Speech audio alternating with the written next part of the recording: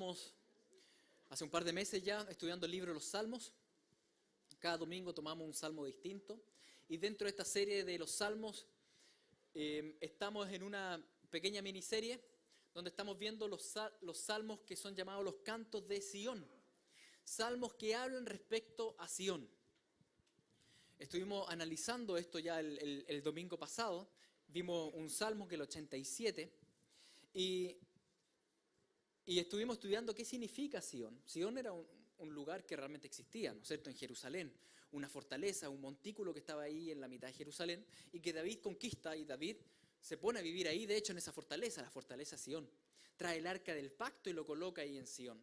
Sión pasa muy luego a ser sinónimo de la capital de Jerusalén.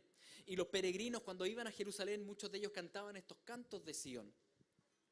Ahora bien, si bien eso sucedió realmente, también estuvimos leyendo cómo toda esa realidad física en realidad mostraba una realidad espiritual eterna, como dice el autor de Hebreos, y que también habla de Sión, pero habla de la Sión celestial. También habla de Jerusalén, pero de la Jerusalén celestial, la que no pasa. No habla de la del Medio Oriente, habla del reino de los cielos donde mora el Señor. Estos cantos de Sión, los judíos entonces que caminaban a Jerusalén la cantaban, y habían peregrinaciones que básicamente se hacía 3 veces al año. Los judíos tienen 7 fiestas. Ahora, en 3 de esas 7 fiestas ellos debían ir a Jerusalén. En el Pesaj, que es la Pascua, después en el Shavuot, que es el Pentecostés, donde nosotros leemos en el Nuevo Testamento que en el día de Pentecostés habían judíos de todos lados en Jerusalén, ¿se acuerdan? Era porque peregrinaban a Jerusalén. Y después en el Sukkot, que es la fiesta de los tabernáculos. En esas 3 festividades todos los judíos debían ir a Jerusalén y alababan juntos al Señor. Ahora bien, estos cantos de Sión entonces, muchos de ellos en el camino los cantaban porque iban literalmente a Sión. Aunque entendemos que eso que ocurría literalmente simbolizaba lo que nosotros estamos haciendo hoy día, que es que vamos todos juntos caminando a la Sión celestial, y por eso nos juntamos a cantar nuestros propios cantos de Sión. Estos cantos de Sión, muchos de estos cantos los compusieron los hijos de Coré. Por ejemplo, fue compuesto por los hijos de Coré. ¿Quiénes eran los hijos de Coré? Eran descendientes de un caballero que tiene mala fama, un señor llamado Coré, y que leemos en Número 16, que se rebeló contra Moisés, ¿se acuerdan? La rebelión de Coré. Bueno, en esa rebelión de Coré, Coré murió, pero no sus hijos. Y sus hijos más adelante, el Señor a ellos no los desechó, y ellos como levitas tenían una labor especial ahí en el templo. Leemos en 1 Crónicas 9 que Salum, hijo de Coré, hijo de Abiasaf, hijo de Coré, y sus hermanos, los coreitas, por la casa de su padre, tuvieron a su cargo la obra del ministerio, guardando las puertas del tabernáculo, como sus padres guardaron la entrada del campamento de Jehová. Estos coreitas eran entonces los guardatemplos, por así decirlo, o eran como los servidores. Los que tenemos acá siempre los domingos en la mañana, ¿no es cierto?, paramos a la puerta, nos saludan con todo el gozo y nos sirven acá. Bueno, los hijos de Coré hacían eso. Esa era su pega. ¿En qué momento los hijos de Coré, los coreitas, pasaron a ser coristas? No sabemos. Pero ya en la época de Josafat, ellos estaban establecidos como un coro. Y también tenemos los cánticos de ellos. En el libro de los Salmos tenemos 13 salmos que provienen de los hijos de Coré. Tal vez compusieron más, pero al menos en el libro de los Salmos tenemos 13 de ellos. Uno de ellos, de esos salmos, es el Salmo 48, un canto de Sión también. Un canto que entonces entonaban cuando marchaban a la Jerusalén terrenal y que nosotros debemos estudiar porque marchamos a la Jerusalén celestial. Así que vamos al Salmo 48. Dice así: Grande es Jehová y digno de ser en gran manera alabado en la ciudad de nuestro Dios, en su monte santo. Hermosa provincia, el gozo de toda la tierra es el monte de Sión, a los lados del norte, la ciudad del gran rey. En sus palacios Dios es conocido por refugio. Nuestro Dios es grande y supremo, altísimo, y por tanto digno de suprema alabanza, de toda alabanza. La Escritura nos dice que si bien Dios es omnipresente, Él mora en un lugar específico. El trono de Dios es real, y el trono de Dios está en un lugar. ¿A dónde? En Sión, en la cúspide de Sión. Ahí está el trono de Dios. El trono del Padre está ahí, y también el trono del Hijo.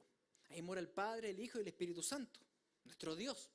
Nuestro Dios es real, nuestro Dios vive en un lugar que es real, vive en la gran Sión, dice la Escritura en muchísimos pasajes, como ya estuvimos leyendo el domingo pasado. ¿A dónde queda esta Sión? No en la tierra. La Sión celestial, que en el cielo. No me pregunten a dónde queda el cielo, pero sabemos que ahí está el Señor. El Señor mora ahí, Él mora en Sión, y Él es grande en Sión. Jesucristo es el Rey de Sión. Él mora ahí. Y Dios es un refugio para todos aquellos que van a Él. Esta ciudad entonces es real. ¿Y por qué sabemos que es real? Porque si bien los libros poéticos la mencionan y también los libros apocalípticos, tenemos que también libros doctrinales mencionan a esta ciudad como una ciudad real. Tenemos, por ejemplo, lo que leímos la semana pasada del libro de Hebreos, que Hebreos no es poético, es enseñanza directa a la iglesia y habla de Sión. Y habla que en Sión mora Dios, moran los ángeles de Dios y moran los espíritus de los muertos, los creyentes. Aquellos que creen en Cristo y mueren, van a la Sión celestial. Entonces, el autor de Hebreos habla eso. Jesucristo también mencionó la ciudad como real. Jesucristo les dijo a sus discípulos, miren, yo voy a la casa de mi Padre y en la casa de mi Padre hay muchas moradas para todos ustedes. Si no fuera así, no se los digo. Entonces, Él también dice que ahí donde vive Dios hay muchas moradas que Dios ha preparado para ti y para mí. Incluso cuando habla de no jurar, Jesús dice no jures por Jerusalén, por la Jerusalén celestial, porque es la ciudad del gran rey. O sea, en ningún momento Él toma la enseñanza de Sión como algo metafórico simplemente. Él lo toma como algo real. Sión existe, Dios mora en Sión, los ángeles de Dios moran en Sión. Y tú y yo, si morimos, vamos a Sión, a la ciudad de Dios. Entonces, es una ciudad gloriosa, es la ciudad del Rey, como dijo Cristo. Cuando el apóstol Juan en su espíritu fue trasladado y vio esta gloriosa ciudad, él la describe de esta manera. Él dice, y me llevó en el espíritu a un monte grande y alto, y me mostró la gran ciudad santa de Jerusalén, que descendía del cielo de Dios, teniendo la gloria de Dios. Y su fulgor era semejante al de una piedra preciosísima, como piedra de jaspe, diáfana como el cristal. Tenía un muro grande y alto. El apóstol Juan ve esta ciudad y él, al igual que todos los autores de los profetas del Antiguo Testamento, de los salmistas, describe que esta ciudad está en un monte santo, alto. Recuerden que estuvimos viendo el domingo pasado que sobre este monte santo, el monte de Dios, está construida la ciudad de Dios, Sión. Por tanto, ese monte muchas veces lo llama la Biblia el monte Sión o el monte santo. Entonces, él describe esta ciudad y dice, hay un monte gigante. Hay una ciudad que es gloriosa, que es refulgente, que es como piedra preciosa. Es como piedra de jaspe, dice. Pero no es como cualquier piedra de jaspe. Esta se ve como diáfana, como el cristal. Tiene un muro grande y alto. Él describe entonces esta ciudad como resplandeciente y con un color como el jaspe. ¿Cuál es el jaspe? El jaspe es una piedra preciosa que es esta, que es como rojizo. Solo que él dice, el jaspe que yo vi no es como el de la tierra. El de la tierra no es transparente, pero el de los cielos es transparente, es como si fuera cristal. Es como rojizo y las murallas de la ciudad de Dios están construidas con este color como rojizo. Porque nadie que entra a esa ciudad puede entrar si no ha pasado por la sangre de Cristo, ¿no es cierto? Entonces, él describe esta ciudad de esa manera y continúa y dice, la ciudad se halla establecida en cuadrado. Su longitud es igual a su anchura y él midió la ciudad con la caña, 12.000 estadios. La longitud, la altura, la anchura de ellas son iguales. Y midió su muro 144 codos de medida de hombre, la cual es de ángel. El material de su muro era de jaspe, pero la ciudad era de oro puro, semejante al vidrio limpio. Entonces él describe esta Jerusalén celestial y dice, esta ciudad es increíble, porque tú tienes las murallas que son rojas como jaspe, pero un jaspe que es una piedra preciosa que es transparente, y por otro lado tú tienes que las construcciones están hechas de oro, pero no es el oro de la tierra, porque el oro de la tierra no es transparente, no es como cristal, pero el oro del cielo dice es como cristal. Es como si en el cielo no hubiese sombra. La luz lo atraviesa todo. No hay oscuridad. Porque donde está Dios, no hay oscuridad. Entonces la luz llega a todos lados, dice. Una ciudad que realmente resplandece. Las medidas de esta ciudad son medidas gigantescas. Y si ustedes se dan cuenta, están cargadas de simbología, de harto simbolismo, porque habla de 12.000 estadios y después habla de 144 codos, lo que es 12 por 12. El 12 siempre ocupado en la Biblia como un número que simboliza el pueblo de Dios. Por eso tenemos los 12 discípulos, ¿no es cierto? Los 12 apóstoles, tenemos las 12 tribus. El 12 habla entonces del pueblo de Dios. Y esta ciudad el Señor la construyó no solo para Él la construyó para su pueblo. Es para el pueblo de Dios. Así que tiene un tamaño que simboliza también a aquellos que van a morar ahí, el pueblo de Dios. Ahora bien, muchos toman esto simplemente como solo simbólico. Y puede ser. Yo en lo personal lo tomo como literal. Aunque está cargado de simbología, yo en lo personal me permito tomarlo como literal porque hay muchos pasajes de la Biblia, como decía, de pasajes que no son solo poéticos o apocalípticos, que te hablan literalmente de la ciudad. Y esta ciudad, dice Juan, representa y simboliza y está ahí la gloria de Dios. Por tanto, no puede ser pequeña la ciudad. No es una ciudad que mide 1 kilómetro, porque el creador del universo entero vive ahí. Y actualmente nosotros sabemos los tamaños del universo más o menos. Y sabemos los tamaños también del micromundo, ¿no es cierto? De los átomos y todo eso. Así que el creador de todo eso no vive en una ciudad pequeña. Si trasladamos eso que sale ahí a las medidas de metros y kilómetros, cuando dice ahí 144 codos, eso es aproximadamente una muralla de 70 metros, lo que es un edificio como 20 pisos. Las murallas alrededor de la ciudad son más o menos de 70 metros. Piensa eso, la altura de un edificio de 20 pisos, alrededor de toda la ciudad. No cualquiera puede entrar ahí. Ahora, cuando ya vamos al tamaño, los 12.000 estadios, esos 12.000 estadios son más de 2.200 kilómetros. 2.200 kilómetros. Piensen esto. Si tú entras a la ciudad por ahí por Talca, atraviesas sus puertas de perla y la empiezas a recorrer, te va a demorar varios años en llegar al otro lado, porque la otra salida está en Arica. ¿Ya? Es como de Talca a Arica. Muy grande la ciudad. Y creo que no puede ser menos, porque Dios es muy grande y es digno de suprema alabanza. Esta ciudad está construida sobre este monte santo. Por tanto, dice Juan, cuando yo la vi, no solo su longitud y su anchura tenían más de 2.000 kilómetros, también su altura tiene más de 2.000 kilómetros. La altura, imagine esto, la altura es 2.000 kilómetros. A ver, ¿qué es lo más alto que tenemos acá en la Tierra? El Everest, que mide 8 kilómetros. 8.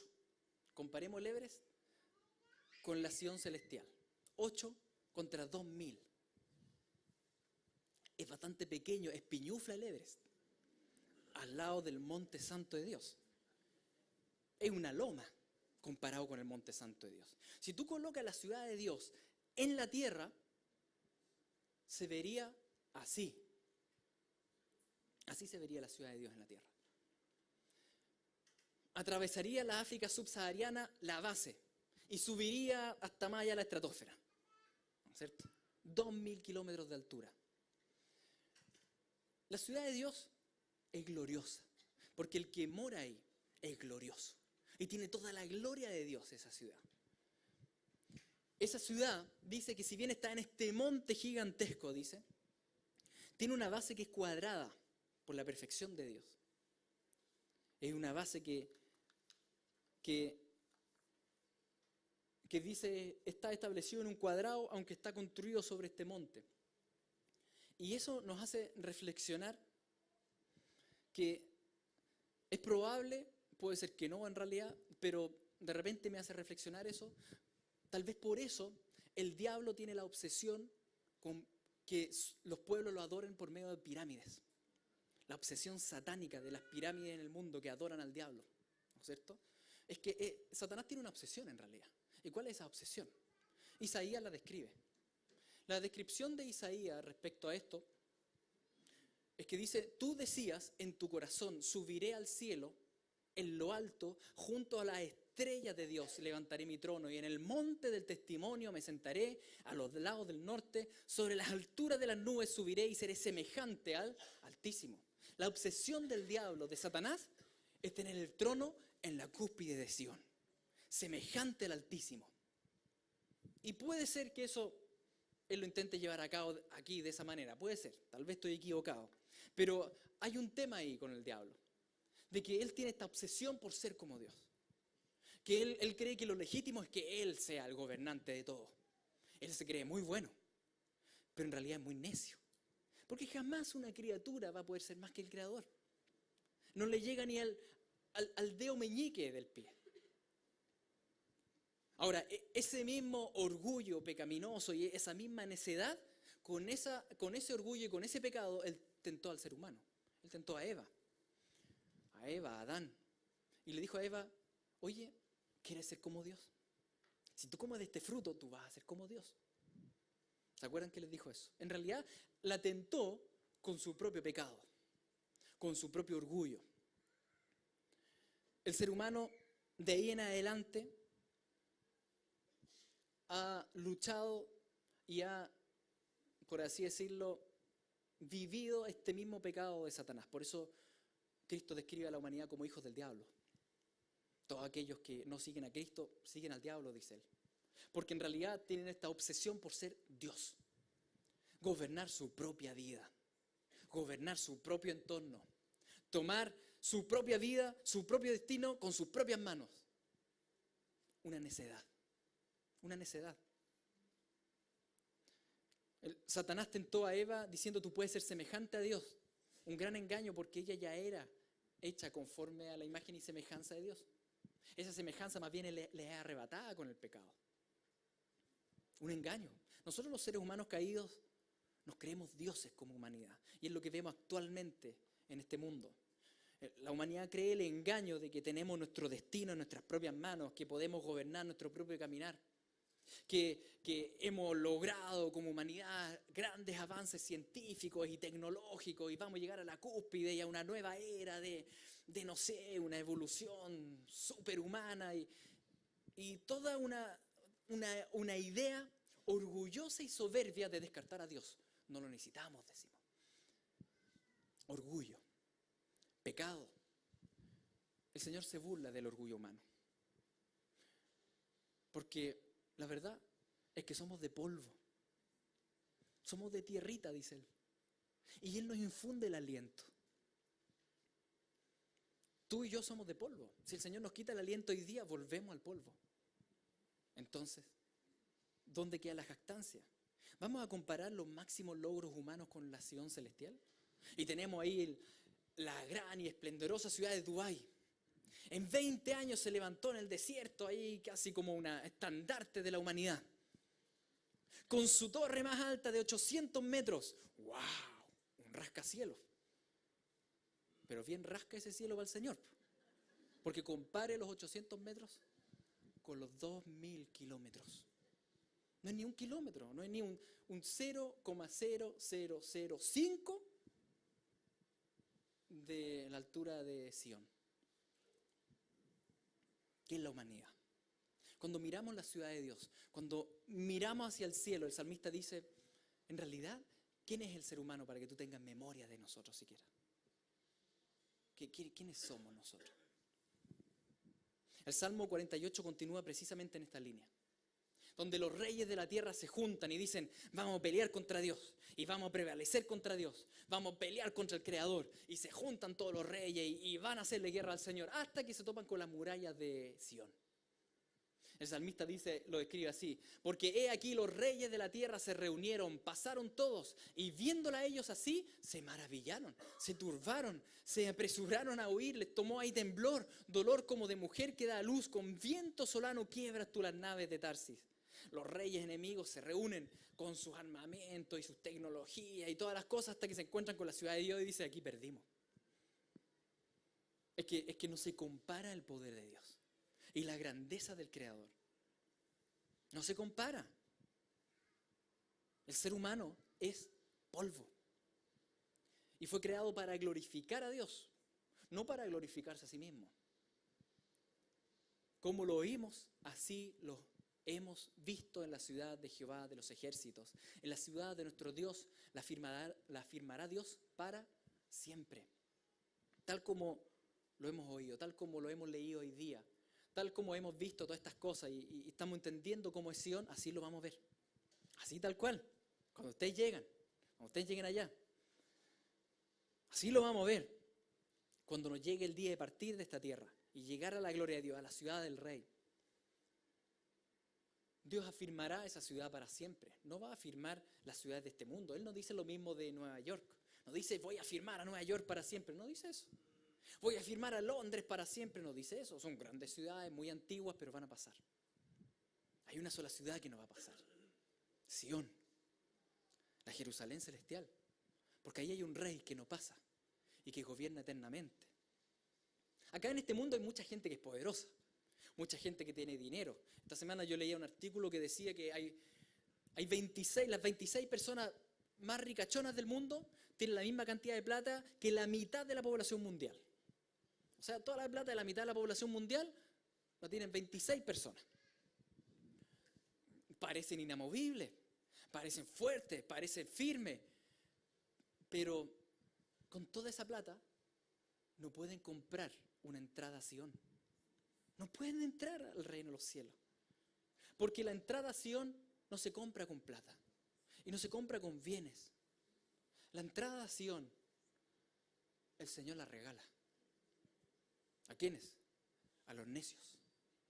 Y a los viles. Y a los que no son nada. Él los ha escogido para que entren a esa ciudad. ¿Para qué? Para que todos aquellos que entran a su ciudad gloriosa no se jacten. No digan estamos acá porque bueno, somos lo mejor del mundo. No, estamos ahí por la gracia de Dios. Porque Él decidió pagar el precio con su sangre para que tú y yo entráramos. Porque tú y yo no éramos pueblo y ahora somos pueblo. No éramos familia y ahora somos familia y somos conciudadanos. Y tenemos acceso a la Sion celestial. Eso no lo hace la plata. No lo hacen los bienes, no lo hace el éxito humano. Es un regalo de Dios. Así que el Señor es misericordioso contigo y conmigo. ¿Cuán misericordioso es?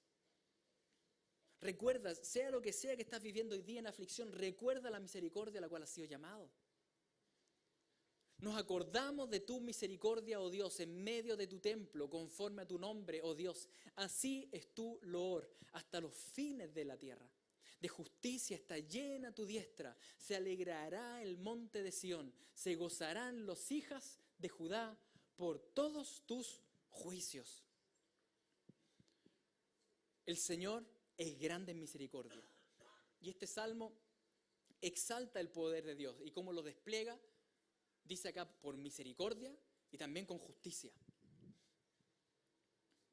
La justicia de Dios también exalta el poder de Dios. Y también está presente ahí. Incluso dice que de justicia está llena tu diestra. ¿Y quién está a la diestra del Padre? El Hijo. Lleno de justicia. Lleno de justicia. Tú entras a esa ciudad por la misericordia de Dios, pero también porque el Hijo cumplió la justicia en sí mismo. Y Él pagó el precio por tus pecados. El Hijo está lleno de justicia y si deja entrar misericordiosamente a gente a su ciudad, no pasa por alto el pecado. Él muere por ese pecado. Ahora, para todos los que somos hijos de Sión, que tenemos acceso a esa ciudad, para nosotros esta es una noticia gloriosa de la justicia de Dios. Nos gozamos en la justicia de Dios, como dice ahí. El monte Sión se alegra en la justicia de Dios. Pero aquellos que no son de Sión, sino que son de este mundo, aborrecen la justicia de Dios. El gran problema de la humanidad caída es la justicia de Dios, que no les permite llevar a cabo sus planes de maldad eternamente. Es el problema de la humanidad, la justicia de Dios. Que Dios es justo. Y cuando hay pecado, Dios interviene. Sión se goza. Tú y yo nos gozamos. Los hijos de Sión nos gozamos, pero no este mundo. Este mundo no se goza en la justicia de Dios. Todo aquel que quiere ser su propio Dios, que quiere seguir sus propias reglas, que se exalta a sí mismo, que desprecia al Rey de Reyes, que no está dispuesto a humillarse ante el Rey, no entra a la ciudad de Sión. Entra aquel que se postra ante Cristo. Si tú te postras ante Cristo como Señor y Salvador, tú entras. si tú no te postras ante Cristo como Señor y Salvador y tú vives tu vida bajo tus propias reglas, tú no entras a Sion. Porque esa ciudad es de un rey. Y para entrar te tienes que sujetar al rey. Ahora, muchas veces nosotros tenemos a Jesucristo como Señor y Salvador y decimos, no, Señor, tú eres mi rey, pero hay áreas en mi vida donde no he aceptado su señorío y donde quiero ser mi propio Dios y me resisto al reinado de Dios. Todos tenemos estas áreas que el Espíritu Santo está conquistando aún en nuestros corazones. ¿Cuál será esa área? ¿En qué área de tu vida estás queriendo ser Dios? ¿En el dinero? ¿No dar los diezmos a Dios porque crees que es mala idea en tu estado financiero? O sea, eres tu propio Dios en tus finanzas. O tal vez en la agenda. No entregas tiempo al Señor en intimidad, en comunión, tiempo a tu familia para levantar el nombre del Señor ahí. Y ordenas tu agenda de acuerdo a como tú quieres nomás. Tú eres tu propio Dios, el Dios de tu tiempo. No te sujetas a las ordenanzas del Señor. ¿En qué áreas de tu vida piensas que tu obrar, que tus ideas son mejores que las ideas de Dios? ¿En qué área de tu vida luchas por mantener el control? ¿Sobreproteges a tus hijos? ¿Tienes un celo, eres celoso, enfermizo con tu pareja? ¿Quieres tener el control? No confías en nadie, así que no delegas en nadie la otra tarea, porque si se hace bien lo tengo que hacer yo. Control. Entonces eres tu propio pequeño Dios, tu propio pequeño soberano, soberana.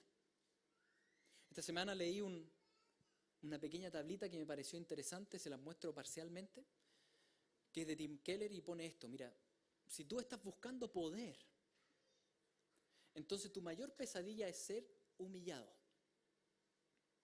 Y la gente a tu alrededor suele sentirse usados. Y tu emoción problema va a ser la ira. ¿Tienes afán por poder? Cuando miramos la ciudad de Dios, vemos que hay alguien que tiene poder. Y Satanás dijo, yo quiero ese poder. Y todo aquel que dice en esta tierra, yo quiero poder, es hijo del diablo. Y todo aquel que dice, no, hay un poderoso y yo me humillo ante él, es hijo de Dios. Tal vez tú en tu vida buscas el poder. Así que huyes de todo tipo de humillación. Prefieres humillar a los demás. Ocupa a los demás para ti. Tu problema emocional es la ira. Pasas enojado porque la gente no hace lo que tú quieres. Tienes un problema con el poder. Tienes que humillarte ante el Señor. O tal vez tu problema está relacionado pero un poco distinto y buscas el control. Por tanto, tu mayor pesadilla es la incertidumbre, es cuando no sabes qué va a pasar. Y cuando no sabes qué va a pasar y qué va a suceder con mi vida, con mi familia, con esto y lo otro, ya te desarmas. Y la gente a tu alrededor suele sentirse condenada porque le echa la culpa a todo el mundo. Es que tú deberías haber hecho esto, es que tú deberías haber hecho esto otro. Y condenamos y estamos afligidos porque en realidad nuestra mayor emoción es la ansiedad, el temor. Porque quiero controlar las cosas y se me escapan. Tienes un problema con el control. Eres tu propio Dios en el control. ¿Realmente crees que eres dueño de tu vida, de tu familia, de tu trabajo, de este mundo? ¿Realmente? ¿Realmente crees que mandas? ¿Realmente crees que te va a ir mejor si sigues tus propias reglas en vez de seguir las reglas del Creador? ¿Realmente? ¿Realmente tú crees que podrías vivir un solo día sin que el Padre, Dios, te diera aliento de vida todos los días? ¿Crees que puedes hacer la vida sin Dios? Hay áreas que tú consideras a Dios, pero hay otras áreas que no lo consideras. El que se exalta, el Señor lo humilla. Porque hay uno solo que merece gloria. Y ese es Dios, el Padre, el Hijo y el Espíritu. Queridos, en el reino de los cielos no hay lugar para el orgullo. El orgullo fue expulsado del reino de los cielos, hace años atrás. Ahora bien, ¿qué hacemos cuando nos encontramos con esta tentación del poder y esta tentación del control? ¿Qué hacer? El salmista nos da una recomendación. Y una recomendación que es bien sencilla, aunque nos cuesta entenderla. Él dice esto: andad alrededor de Sión y rodeadla. Él te dice, mira, tienes problemas como los reyes de la tierra con el poder y con el control, mira, anda a Sión y camina alrededor. Te invito a caminar alrededor de la ciudad de Dios. Y cuenta sus torres. Y después considera atentamente su antemuro. Y después de eso, mira sus palacios. Y uno dice, ¿y qué tiene todo eso que ver con mi control y el poder y mi ansiedad y mis temores y mis luchas? ¿Qué tiene eso que ver? Mucho que ver, dice. Para que lo contéis a la generación venidera, porque este Dios es Dios nuestro eternamente y para siempre, y Él nos guiará aún más allá de la muerte. Tiene mucho que ver contemplar a Sión.